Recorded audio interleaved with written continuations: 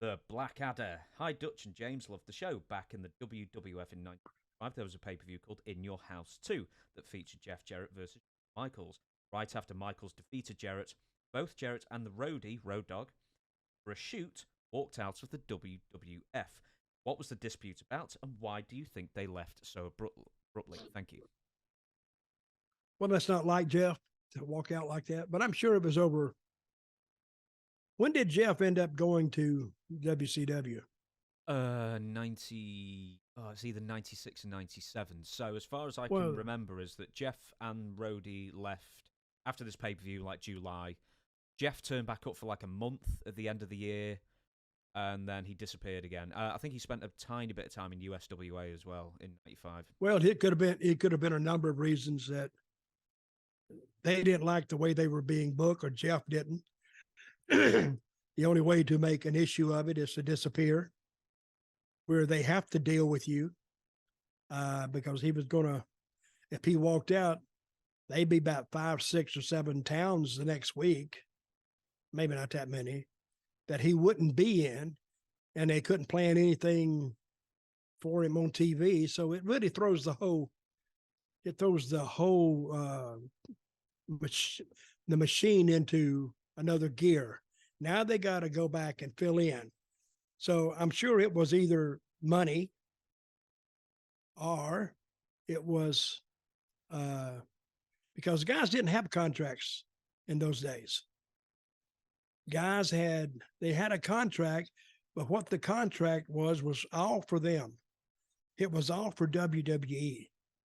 And I told you last week that the low number on it was $1,500. That's all they were obligated to pay you in a year.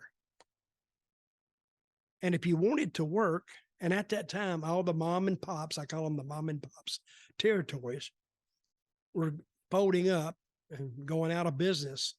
So there was nowhere to work. So if you wanted to work anywhere, you had to work by their rules, or you went and got a regular job, or you started a business, or you did something else. But I'm sure that's what it was. You said this, I think, with the Jake Hager interview. You may still have the paperwork of that contract. Do you think you've still got it? Because I believe it was, off the top of my head, you were guaranteed 10 dates at $150 each. That was it. I remember that now. But 10 times 150 is 1,500. Huh?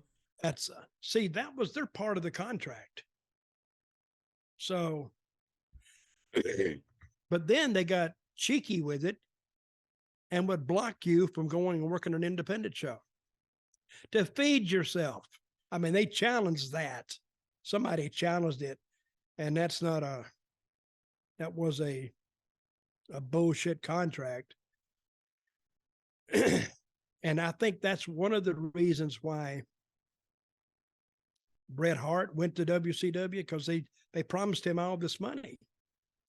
Now, at the time, Ted Turner probably had more money than Vince had. Easy. I'm sure he did. He did. So he could guarantee $1 million, $2 million a year, because Ted Turner loved wrestling. He has said without wrestling, TBS wouldn't have been there. His empire wouldn't have been there. I mean, it was built on wrestling, and I forgot what else it was built on. Then he started being a sports station, but he loved wrestling. And Bret left WWE because they'd pay him more money, and Vince couldn't match it. But at least Vince called Bret up and said, "Hey, I can't match that." So he says, "Go, good luck to you." But he didn't. He didn't block him. But if he could have, I think he would have. I've got a, I've got a question for you. Early-ish 1996. This was actually the time of WrestleMania 12 in Anaheim or wherever it was in California. Mark Mero debuts, and Mark Mero is very famous for being the very first person in the WWF to have a guaranteed contract, a downside guarantee. And then, at the same time, Sable gets a downside guarantee as well. What was the chatter in the locker room at that time about this new guy coming in, getting a guaranteed contract, and everybody else is still on this old deal of being paid by the house, you know, how well the house did that day, essentially? And this was in where? In WWE, WWF? Yeah, 1996 March. I don't remember the chatter about that because I'm sure that chatter was directed amongst the top guys. And I'm trying to figure this out here. What about Ultimate Warrior? Was he there then? He actually re-debuted that day as well, so he may have had a guaranteed contract. I think he did. Brian Pillman turned up very shortly afterwards. He was given a guaranteed contract, and then slowly, over the years, everybody's old deal ran out, and then they were all put on downside guarantees. Well, the chatter, now since you've told me that, I don't think the chatter would have been negative.